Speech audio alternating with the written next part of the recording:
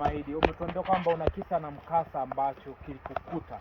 Kwa hiyo tunataka kidogo utuelezee ili watazamaji waende wakakitazame na waweze kujifunza juu ya hayo ambayo wewe umeyapitia, magumu na mazito. Hebu twende ukatueleze kidogo. Kwa kweli kipindi cha usichana nimepitia changamoto nyingi. Nilikuwa na mchumba wangu. Tulienda, alinitafuta kiukweli. Tulitumia muda mrefu sana. Ngoja kwanza nijue vizuri. Umesema mchumba ulimpata. Mchumba anapatikana mazingira mengi. Je, ulikutana naye wapi? Kanisani au unatoka kanisani, sokoni au sehemu ya biashara, ulikutana naye wapi? Nilikutana naye mjini ambapo ni sehemu za kazi. Sehemu za kazi. Nilikutana naye kazini kwake. Sawa sawa. Nilikuwa naenda kununua viatu. Ndio. Kuna rafiki yangu alikuwa ni mteja wake, mara nyingi alikuwa ananunua viatu pale. Ndio akawa yani kama mshenga hivi kunitafuta mimi. Akasema akamtumia yule dada, na yule dada alikuwa rafiki yangu. Akamwambia, bwana mimi nimempenda wewe rafiki yako. Mimi nikamwambia, bwana mimi sijampenda. Basi tukaendelea hivyo hivyo, nikaendelea kumzungusha kama miaka 4 hivi. 4, yani hiyo yote 4 ulikuwa unamzungusha, hapati chochote kutoka kwako? Hapati chochote kutoka kwangu. Ndio. Na yeye alikuwa hana haraka. Na alinipenda yani kiukweli. Kiukweli. Samahani kidogo nikurudishe nyuma.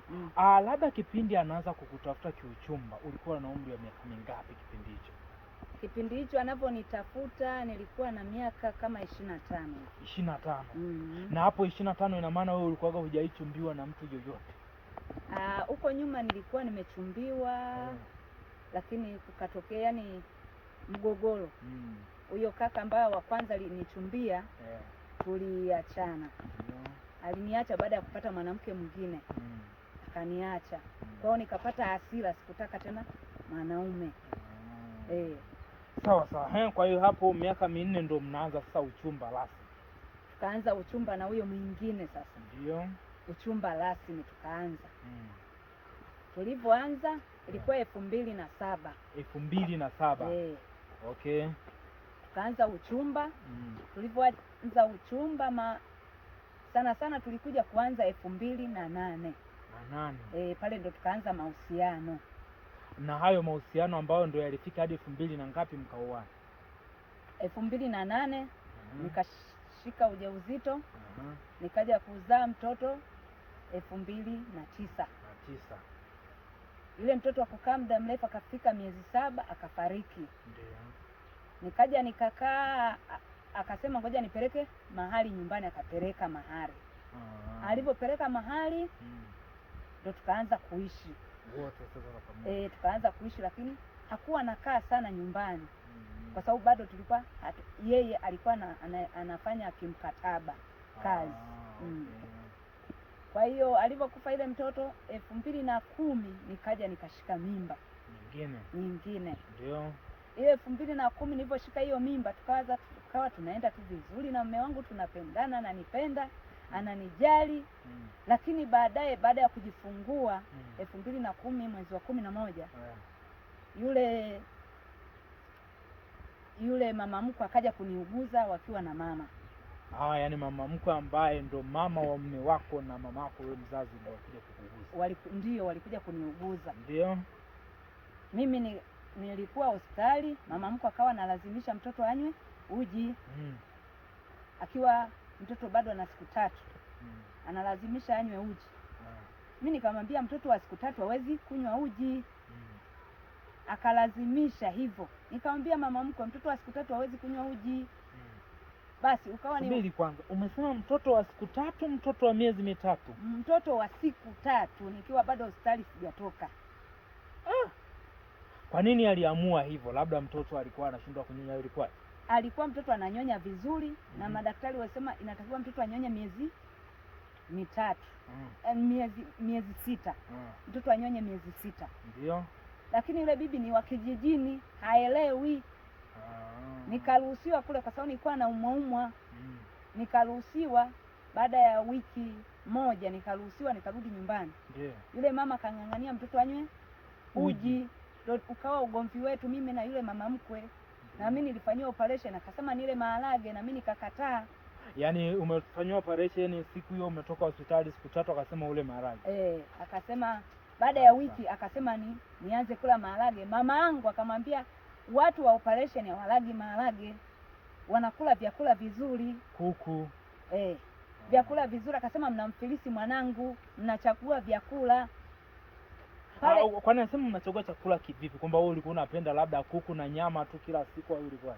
Ndivyo ilivyokuwa, kwa sababu inatakiwa mimi nile nakula viazi na mchuzi wa nyama, kama ni kuku, kama ni nyama ya ng'ombe, kama ni samaki au ugali mlaini.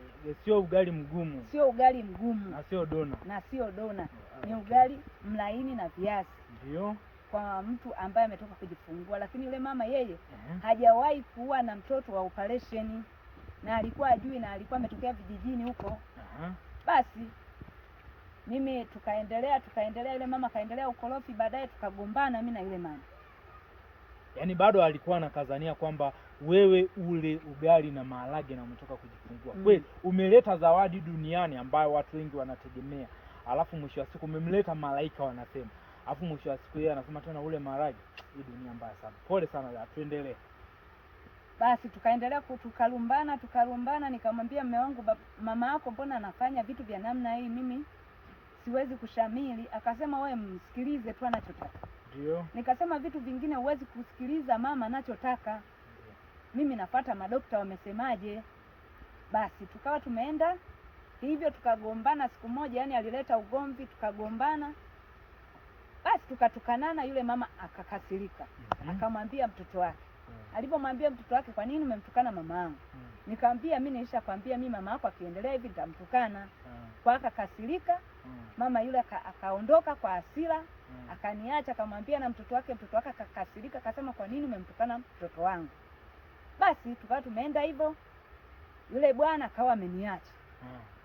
Na yule mama akawa ameenda. Alikuacha labda ukiwa na muda gani na mtoto ambaye alikuwa huyo mtoto mdogo? Alikuacha labda ukiwa na yani ana muda gani? Akiwa na mwezi mmoja. Mwezi mmoja. Ndio. Wanakubwaga peke yako, unabaki wewe na kichanga tu? Nilibaki mimi na kichanga, na mama yangu akawepo pale, akawa ananitia moyo, akasema nilijua tu wewe lazima, kwa sababu ya asili umetoka kwenye operation, utatukana tu, maana yake nyinyi mnakuaga mmekufa. Kwa hiyo mkitoka mnakuwa na hasira. Ndio. Kwa hiyo mama akawa ananitia moyo. Lakini mume wangu akawa anakuja, ataniletea hela za matumizi mpaka mtoto alipofika miaka 2. Ndipo pale tukawa tumeachana, baada ya kupata mwanamke mwingine ambaye ameamua mama yake aoe, ambaye ni kabila